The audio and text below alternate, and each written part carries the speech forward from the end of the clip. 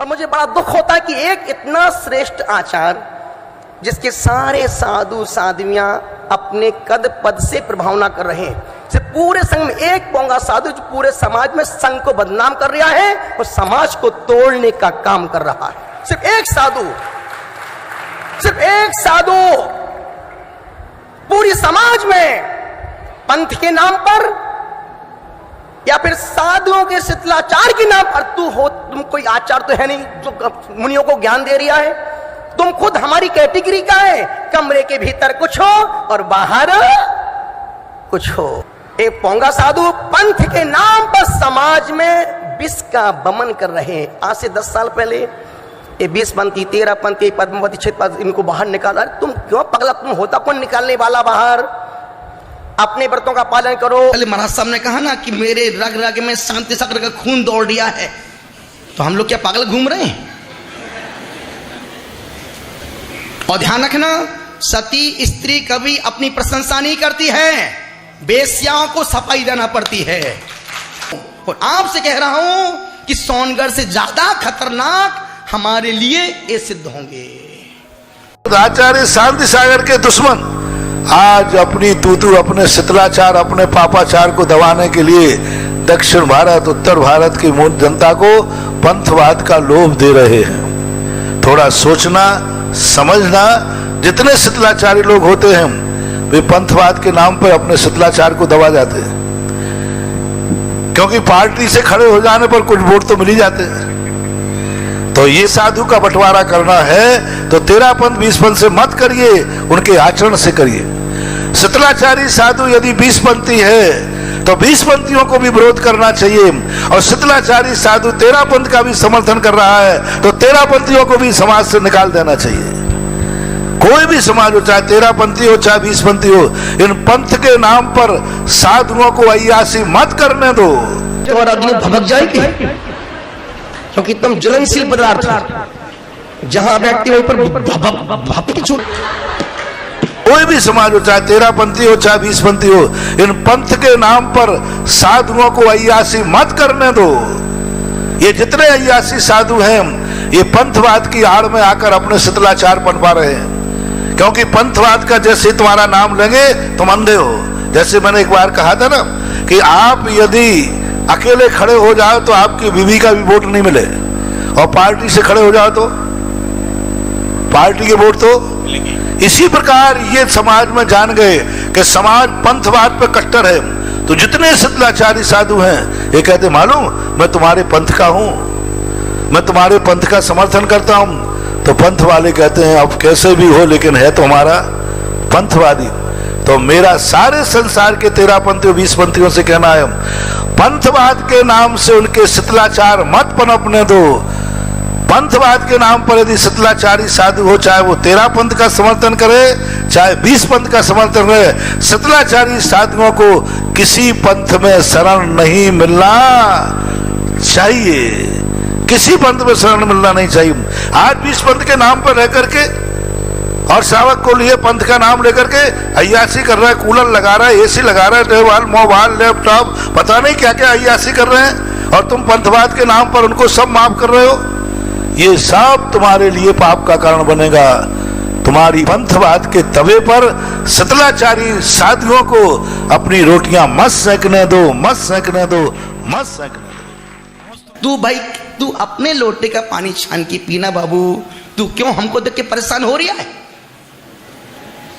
हमको देख के क्यों परेशान? यदि हम एसी में बैठे तो तुम बिन एसी में बैठ करके समता को धारण करो ना, तुम अपनी विशुद्धि को बढ़ाओ ना। क्यों तुम अपनी विशुद्धि को घटा करके हमारे चक्कर में तो और पाप कमा रहे हो? मैं तो बिंदास बैठ कर जाप कर रही हूँ, पाठ कर विधान कर रही हूँ, और तुम देख करके दिल के अरिमा।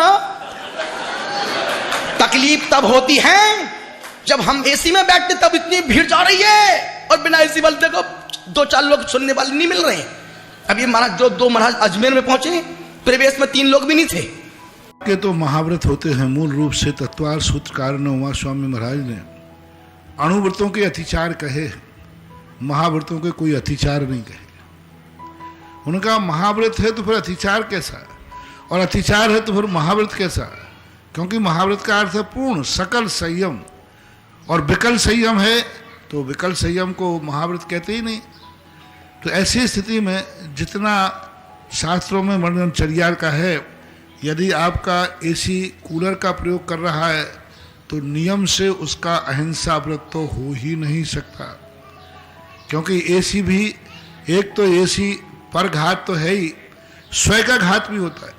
इतना निवेदन कर रहा हूं, इतनी सी गुजारिश कर रहा हूं, तुम्हारे बोलने बकने से कुछ होने वाला, बल्कि हाँ होगा जरूर, समाज में घात होगा, समाज बटेगी, टुकड़े टुकड़े हो जाएंगे, उनके अनेक वंश। तुमको कभी मौत नहीं कर पाई। ऐसे पागल साधु ने हमारी समाज को कुएं का पानी पीकर के बर्बाद कर दिया। पानी पीना बुरा नहीं, पानी पियो, साथ में विचारों को भी छान के पियो। हम एसी में बैठते हैं, क्या तकलीफ, बिंदास बैठते हैं। अभी मैं एसी से आ रही हो, क्या कर लोगे तुम बताओ? बिंदास आ रही हो, बिंदास पसीना जाके पूरा पसीना सूख गया, पहुंचने का अभिषेक तुमने अब यहाँ बैठा हूं, पहुंच रहा पसीना, क्या दिक्कत है? ये पहुंच लिया, नहीं तुम क्या कर लोगे मेरा? तो ये तो बहुत ज्यादा मुनि महाराजों के लिए तो बहुत ही नुकसानदायक है। और खुले शादी में लैट्रिन जाना तो बहुत ही हिंसा, बहुत ही बिना छल। पहले तो ये बताया, फ्लैश में लैट्रिन जाएगा तो शुद्धि कमंडल से करेगा क्या? गर्म पानी से। अब गर्म पानी कमंडल का वो डाला तो और जीव मरेंगे। और फ्लैश के पानी को लेगा तो वो छना है कि बिन छना, वो फ्लैश में पानी डालते ना, बिना उसके साफ हो गई नहीं। तो वो पानी डलेगा तो भी वो बिना छना पानी है, हिंसा है। कमंडल से करेगा तो मतलब ही नहीं निकलने वाला। सब तरफ से वह नहीं है। श्रावकों को विचार करना चाहिए। साधुओं के लिए मंदिर के साथ में वहाँ कुछ ऐसे स्थान छोड़ना चाहिए, भले उसमें मान लीजिए उठा के साफ करना पड़े, लेकिन फ्लैश में जाना तो जल का है, जीवों की बहुत बड़ी हिंसा, त्रिशों की हिंसा। मान लो उठा के जाए, साफ भी करना पड़े, लेकिन फ्लैश में नहीं जाना चाहिए। यही वृत्तियों को भी नहीं जाना चाहिए। फिर मुनिराज की तो बात दूर है। और श्रावकों को इस बात पर विचार करना चाहिए और साधुओं के लिए स्पष्ट निषेध करना चाहिए। हमारे संशाला मंदिर में एसी का निषेध है। आप मना कर सकते साधु को, ऐसी बात नहीं। आप कह सकते महाराज हमारा नियम है, वो महाराज कहेंगे हमारा कोई त्याग नहीं, हम तो एसी लेते हैं। तो तुम कहना महाराज आपका त्याग नहीं, हमारा त्याग है कि हमारे नगर में एसी नहीं देते हैं। दो नियम होते। वो कह सकते साहब हमारे लिए कोई बंदेज नहीं, वो विद्यासागर के संघ के साधु नहीं लेते होंगे, ऐसा कह के। तो वो कहेंगे महाराज जी आपका तो नियम नहीं है, आप तो ले सकते, लेकिन मेरा नियम है कि हमारे नगर में जो महाराज आएंगे हम एसी नहीं देंगे, हमारा नहीं देने का। ऐसी प्रकार महाराज जी हमारे यहाँ जो लैट्रिन बाथरूम है, यहाँ जाना हो तो जाओ, नहीं जाना हो तो पधारो। वो कहेंगे नहीं हम तो फ्लैश में जाते हैं, हमें कोई फर्क। बोले महाराज आप जाते हैं कि नहीं जाते? हमारे गांव का नियम है कि हम महाराज को फ्लैश लैट्रिन में नहीं जाने देते हैं। तो अब महाराज, पहले महाराज लोग नियम लेते थे, अब महाराजों को अकल ठिकाने लगाने के लिए श्रावक लोग नियम लो जय हो कि हम मुनिराज के कमरों में कूलर नहीं लगाएंगे। हमारा नियम है महाराज, तुम्हारा नहीं है तो मैं क्या करूं? हमारा नियम, हमारे गांव ने नियम दिया। पंचायतों में प्रस्ताव पास करो, तीर्थ क्षेत्रों में प्रस्ताव पास करो, नगरों में बैठकर प्रस्ताव करो, जो साधु हमारे नगर में आएगा, हमारे नगर में उस साधु को एसी नहीं दिया जाएगा। यदि ये प्रस्ताव जो समाज ने पास कर लिया, इतना पुण्य लगेगा। जो श्रावक के प्रस्ताव पास करेंगे वे मुनि नहीं बनेंगे इस भाव में, लेकिन उनको इतना पुण्य लगेगा अगले भाव में विदेश क्षेत्र के मुनि बनेंगे, क्योंकि उन्होंने एक मुनि को बचाया है और कहा कि नहीं महाराज हमारे प्रस्ताव पास करो आपकी पंचायतों में। हमारे नगर में कोई महाराज आएंगे, हमारे नगर में हम सब नियम लेते हैं, किसी महाराज को एसी नहीं देंगे, पंखा नहीं देंगे, कूलर नहीं लेंगे, हमारा नियम है। लोग कहेंगे महाराज लेंगे तो बोले बोल लेंगे तो लें, अपन नहीं देंगे, बस खत्म बात होगी। हमारे यहाँ कोई फ्लैश में साधु नहीं जाएगा, हमारे यहाँ नियम है, ये बना हुआ है, इसमें आप जाइए। कुछ श्रावक चेतो, श्रावक जागो। श्रावकों को अब नियम लेना चाहिए। यदि ये नियम सरगांव में हो गया और पूरे भारतवर्ष के दिगंबर जैन समाज ने ये नियम कर लिया कि हमारे नगर में महाराज आएंगे तो एसी नहीं मिलेंगे, सारे साधु ठिकाने पे आ जाएंगे और सुधर जाएंगे। जय हो। साधु वो बिना ईंधन की अग्नि है कि श्रावक का ईंधन नहीं मिले तो कुछ नहीं कर सकता। बाजार में जाएगा एसी खरीदने, कोई ना कोई श्रावक जाके देता है। तो ये सब आप श्रावकों का कर्तव्य है। और जो श्रावक साधु को एसी कूलर पंखे लगाता है, एक साधु को विनाश करने का पाप उसके खाते जाता है। और ध्यान रखना, एक क्लास में 50 बच्चे पढ़ते हैं, क्या सब बच्चे 100 मार्क्स से पास होते हैं क्या? एक स्कूल में एक बच्चे ने पढ़ाई की, 2 बच्चे ने पढ़ाई की, एक बच्चे के 33% अंक आए और एक लड़के के 94 मार्क्स आए। जिसके 33% मार्क्स आए वो खुशी और चलो भगवान मैं पास हो गया, मैं पास हो गया, मैं पास, अगले साल मैं और मेहनत करूंगा, मैं इससे अच्छे नंबर लेके आऊंगा। और जिसके 94 अंक आए वो घुट रिया है, रो रिया है, डिप्रेशन में जा रिया है। तो उस लड़के से पूछा तेरे इतने कम नंबर, तू इतना हंस मुस्कुरा रिया है, और जिसको उसको तू रो क्यों रिया है? तो जो जिसके नंबर कम आए थे वो क्या बोलता है, अरे मुझे बैठना तो उसकी क्लास में ही है, नंबर कम है तो क्यों, लेकिन बैठना तो मैं भी नहीं बैठता। यदि मैं एसी में बैठता हूं, यदि मैं तिलक करता हूं और मैं मौली बांधता हूं तो कोई पाप नहीं करता हूं। कहने को सभी मुनि एक हैं, लेकिन सभी मुनि की एक सी चर्या नहीं। एक क्लास में सभी विद्यार्थी पढ़ते हैं, लेकिन सभी विद्यार्थी पुरस्कृत नहीं होते। विद्यार्थी सभी एक ही क्लास के हैं, उनमें कुछ फेल होते हैं, कुछ को सप्लीमेंट्री आती है, कोई 3rd डिवीजन पास होते, कोई 2nd डिवीजन पास होते। लेकिन जब 15 अगस्त 26 जनवरी आती है तो स्टेज पर सम्मान किसका होता है? बोलो, जो मेरिट लिस्टेड होते हैं। तो क्या ये विद्यार्थियों के साथ पक्षपात है या प्रोत्साहन है? नहीं, ये पक्षपात क्यों? सारे विद्यार्थी जब एक क्लास में हैं तो फिर 2-3 को खड़े कर करके और आप पुरस्कृत क्यों किया जाता है? यदि उनको पुरस्कार नहीं किया जाए तो अगली साल से उस स्कूल में कोई पढ़ेगा नहीं। वो कहेंगे गांधी डिवीजन पास हो तो कोई फर्क नहीं पड़ना, और वो पुरस्कार उस गांधी डिवीजन वाले को मजबूर करता है कल मुझे भी ये सम्मान चाहिए। तो सम्मान इसलिए नहीं किया जाता कि उनका अपमान किया जाए, सम्मान इसलिए किया जाए कि जो पीछे है वो भी एक सम्मानीय बन जाए, प्रोत्साहन दिया जाता है तभी। तो ये पक्षपात नहीं कहलाता। इसी प्रकार साधु समाज में जब शिथिलाचार पनपता है, कई साधु अच्छी चर्या करते हैं, कई साधु शिथिलाचारी होते। तो यदि अच्छे और शिथिलाचारी सबको एक समान गिना जाएगा तो तुम्हें दुनिया में अच्छे साधु बनना बंद हो जाएंगे, सब शिथिलाचार पर उतर आएंगे। और अच्छे साधु का सम्मान करोगे तो जो शिथिलाचारी है वो भी एक दिन अच्छा साधु बन जाएगा। टके शेर भाजी, टके शेर खाजा, अंधेर नगरी और चौपट राजा।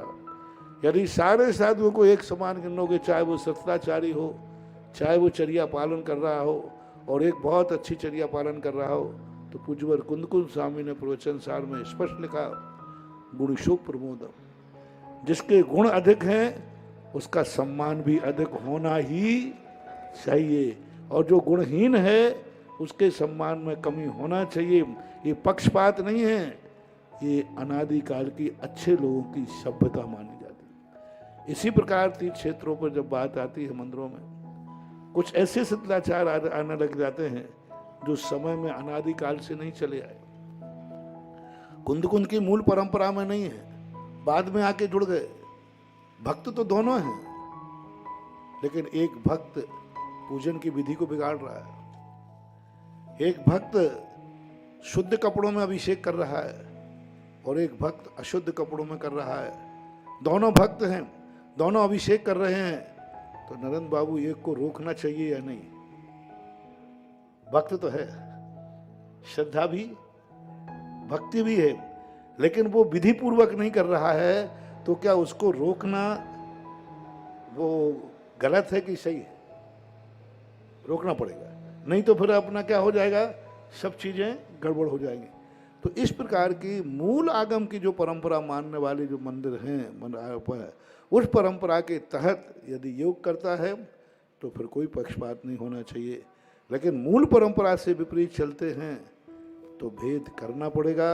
वो रोकना उसका अपमान नहीं है, वो रोकना मूल सत्य का सम्मान है।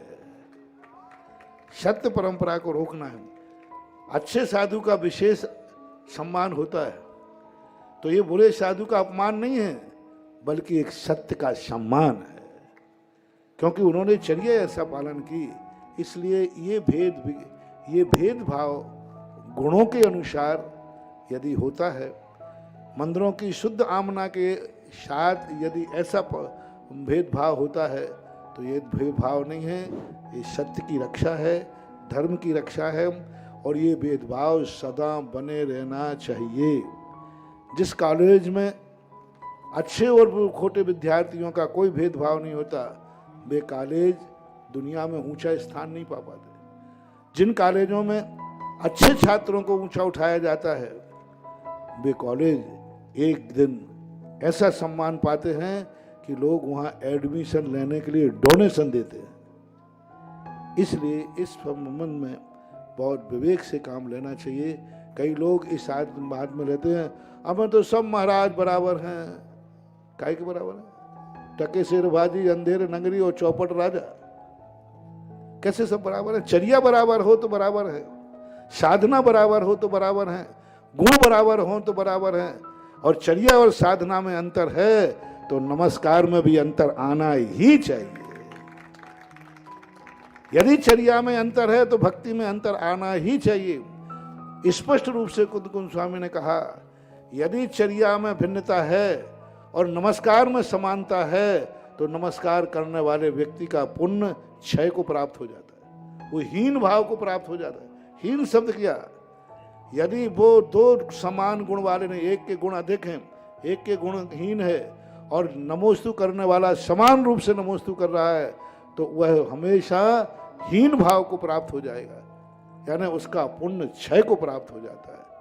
हमारे यहाँ गुण शुभ प्रमोदम, गुणों के अनुसार ये परीक्षा होना ही चाहिए। मंदिरों में भी शुद्ध आमना की जो परंपराएं हैं, कुंद कुंद मूल आमना की, उनकी रक्षा होना चाहिए। यदि उनके विपरीत कार्य कोई करता है तो उस पर ऑब्जेक्शन उठाना कोई पक्षपात नहीं है, धर्म की रक्षा है, कुंद कुंद की परंपरा की रक्षा है, और ये श्रवण संस्कृति का सम्मान है, ऐसा मानना चाहिए। शुरुआत हमने कहा कि शुरुआत हमने की अहमदाबाद से, 2000 से। उसके पहले कोई संत भारत के न किसी को तिलक करते थे, न किसी को मौली बांधते। मौली की आग हमने लगाई है, तिलक की आग हम हैं। जब तक तुमको देख के मुस्कुरा रहे हैं, मौली बांध रहे हैं, तिलक कर रहे हैं, गुरुदेव बहुत अच्छा है, गुरुदेव क्या सर बात सर है। जरा से तुमको 10 लोग बैठे हो और मैं 9 को मौली बांधूं और तुमको मौली ना बांधूं, तुम्हारे मन में क्या विचार आएगा? नहीं, आपके मन में क्या फीलिंग आएगी? और सपोज इसका विपरीत देखिए आप, मेरे पास 15 लोग, अच्छे लोग 15 लोग बैठे हैं, हमने 14 को मौली नहीं बांधी, सिर्फ आपको मौली बांधी। अब आपके मन में क्या फीलिंग आ रही है? गुरुदेव मेरे खासा भी ध्यान रखना, इलाका किसी का हो, इलाका किसी का हो, धमाका तो पुष्पदल के शिष्य का ही होता है। तो आप स्वाध्याय करो।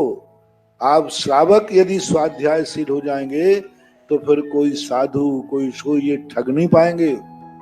यदि श्रावक स्वाध्यायशील हो जाए तो सारे नकली साधु भाग जाएंगे। सही ध्यान रखना, नकली माल मूर्खों के बाजार में बिकता है। हाँ, जहां मूर्ख लोग रहते हैं वहां नकली बाजार बिकता है। इसलिए पर जहां मूर्ख श्रावक रहते हैं वहां नकली साधु सिक्का चलता है।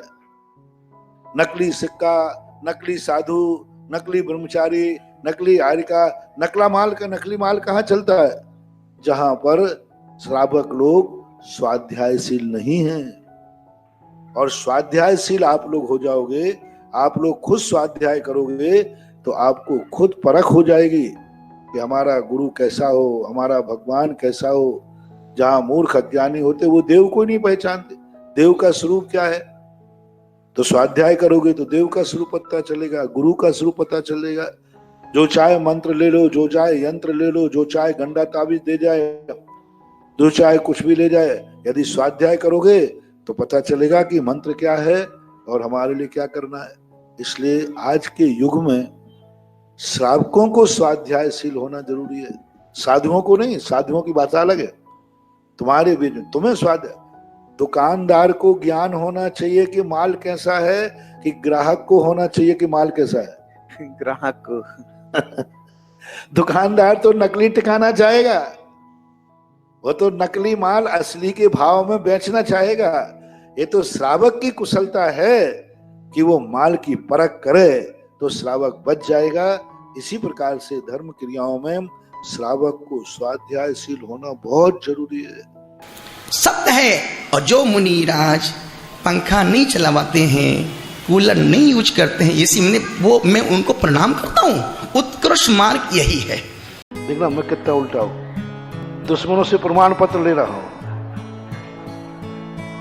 मुझे विश्वास है, वो दुश्मन पर विश्वास नहीं है मुझे अपने गुरु की चर्या पर विश्वास है कि अंदर से दुश्मन भी यही कहेगा, नहीं चर्या तो यही ठीक है।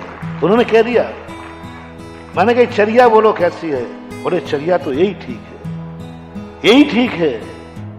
लेकिन उनको हम लोगों का ध्यान रखना चाहिए। हमने वो बात की है, सर्टिफिकेट किसने दे दिया? बस महानुभाव, दुश्मन के अंदर से आप बात निकालो कि तुम कैसे हो, और दुश्मन यदि तुम अच्छे हो तो अंदर से दुश्मन भी कहेगा नहीं माल तो यही चोखा है। जी एक दिन हमारे यहाँ आविका के प्रवचन चल रहे थे, तो आविका जी कहने लगी संसार में दिगंबर मुनियों में एक ही शेर है जो किसी से नहीं डरता। तो सभी आदमी पहले से कहने लगे सुधा सागर महाराज, सुधा सागर महाराज।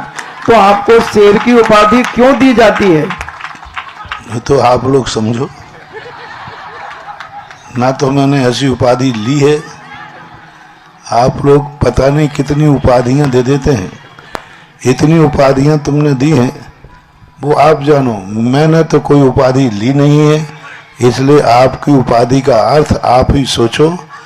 आप ही लोग कहते हो और आप ही लोग करते हो, तो आप लोग सोचो क्यों कहते हो ऐसा। अच्छा, श्री ने कहा था कुंडलपुर में कि अब शेर दहाड़ेगा मैं सुनूंगा। तो ये बात भी आचार्य से पूछी जा सकती है कि गुरु महाराज आपने किस अपेक्षा से कहा, तो पूछी जा सकती है। पूछ यदि मान लो दूसरा व्यक्ति आपकी गलती को बता देता है, परम मित्र मानना चाहिए उसको। हम अपने दोष को नहीं पहचान पाए तो यह जो है हमारे लिए बता दिया, ये बहुत गुरु माना जाता है इसको। शास्त्रों में कहा तुम तो हमारे लिए गुरु बन गए, क्योंकि मुझे समझ में नहीं आता था, लेकिन आज आपने बताया। अपनी आंखों में कुछ गिर जाए, सही बताओ कि भाई इधर आ जाओ, इधर आ जाओ, इधर आओ, जल्दी आ जाओ। क्यों, क्या हो गया? मेरी आंखों में क्या गिर, देख लो।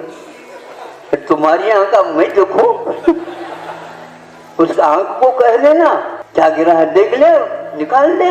अपनी आंख में जो गिर जाती वस्तु उसको दूसरा ही। जो बातें आज सुनी तो मुझे लगा जिंदगी में इससे बड़ा अहिंसा का पालन करने वाला संत इस दुनिया में दूसरा कोई हो ही नहीं सकता है।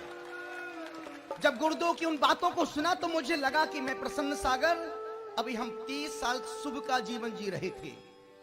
अभी तक हम 30 साल शुभ का जीवन जी रहे थे, लेकिन आज से हमने अब शुद्ध का जीवन जीना शुरू किया है। और गुरुदेव से कहा, गुरुदेव हमने बहुत विकृतियां, बहुत सारी हमें प्रवृत्तियां हैं, और मैं आज उन संपूर्ण विकृतियों को आपके चरणों में समर्पित करता हूं। अब हमने कहा गुरुदेव अब आज से हम कभी मौली नहीं बांधेंगे, आज से तिलक नहीं करेंगे, अब हम एसी कूलर हीटर में नहीं बैठेंगे, प्लास्टिक की चटाई पर नहीं सोएंगे। जब हमारा गुरु भगवान इतना निर्लिप्तता का जीवन जी सकता है तो हम इतना त्याग तो कर ही सकते हैं। निवेदन आपसे कर रहा हूं गुरु चरणों में आज बैठ करके जो सुकून, जो विशुद्धि, जो आज महसूस हुआ दीक्षा के 30 साल बाद, आज तक वो फीलिंग नहीं आई। दीक्षा की फीलिंग आज पहली बार आई मेरे को। सच्चा रास्ता तो मात्र जो आगे चलने वाला है वो यदि सच्चा है तो रास्ता सच्चा है, वो यदि खोटा है तो रास्ता खोटा है। रास्ता कभी सच्चा खोटा नहीं होता, रास्ता कभी सच्चा खोटा नहीं होता। रास्ते पे चलने वाला कैसा है जो तुमसे आगे, यदि वो चोखा है तो नियम से रास्ता सच्चा है, और चलने वाला खोटा है तो रास्ता चोखा भी हो तो भी कुंद कुंद भगवान कहते हैं उसे दुनिया खोटा ही कहती है। चोखा भी हो और चलने वाला खोटा है तो रास्ते पे भी खोटे का आरोप आ जाता है। यदि महान भाव आप लोगों को भी मोटिवेशन देना चाहता हूँ, इस पंचम काल में कुछ नहीं कर पाओ कोई बात नहीं, सच्चे देव साध गुरु को पहचान लो, यह बहुत बड़ी उपलब्धि है, बहुत बड़ी उपलब्धि है। हम भली से भगवान नहीं बने, लेकिन आज गर्व से कहो हमें सच्चे भगवान की पहचान है। मंदिर में जाते समय एक ही भाव, भगवान में भगवान नहीं बन सकता हूँ, लेकिन मेरा सौभाग्य है कि मैं सच्चे भगवान के सामने अभिषेक कर रहा हूँ, पूजन कर रहा हूँ। गुरुओं को हम नहीं मान लो, तुम लोग मुनि नहीं बन सकते हो तो कोई बात नहीं, कम से कम सच्चे मुनि की पहचान करो। ये कम है क्या कि सच्चे मुनि की पहचान, सच्चा गुरु कौन है क्या है, यदि यही पहचान लिया तो पंचम काल में अपन बहुत कुछ जीत गए।